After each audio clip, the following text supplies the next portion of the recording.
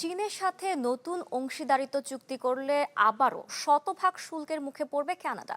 এমনটাই হুঁশিয়ারি মার্কিন প্রেসিডেন্ট ডোনাল্ড ট্রাম্পের। তবে কানাডা জোর দিয়ে বলছে এটি কোনো মুক্ত বাণিজ্য চুক্তি নয়, বরং অর্থনীতি শক্তিশালী ও বিশ্বব্যাপী অংশীদারিত্ব বাড়ানোর পদক্ষেপ।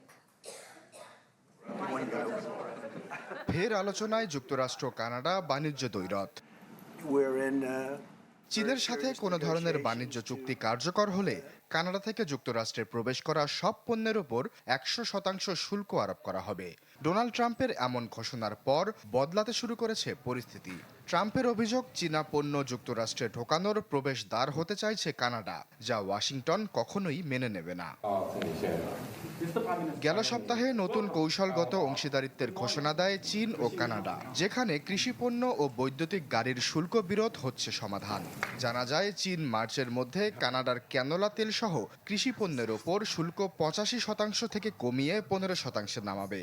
পরিবর্তে কানাডা চীনা বৈদ্যুতিক গাড়ির ওপর শুল্ক 100% থেকে কমিয়ে 6.1% নির্ধারণ করবে।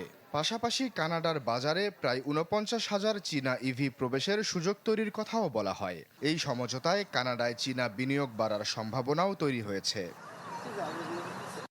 তবে অটোয়া জোর দিয়ে বলছে এটি কোনো মুক্ত বাণিজ্য চুক্তি নয়। কানাডা সরকার নিজেদের অর্থনীতি শক্তিশালী করা এবং যুক্তরাষ্ট্রের বাইরে বিশ্বজুড়ে বাণিজ্য অংশীদারিত্ব বিস্তারের কৌশলেই এগোচ্ছে বলে জানানো হয় মন্ত্রণালয়টির বিবৃতিতে।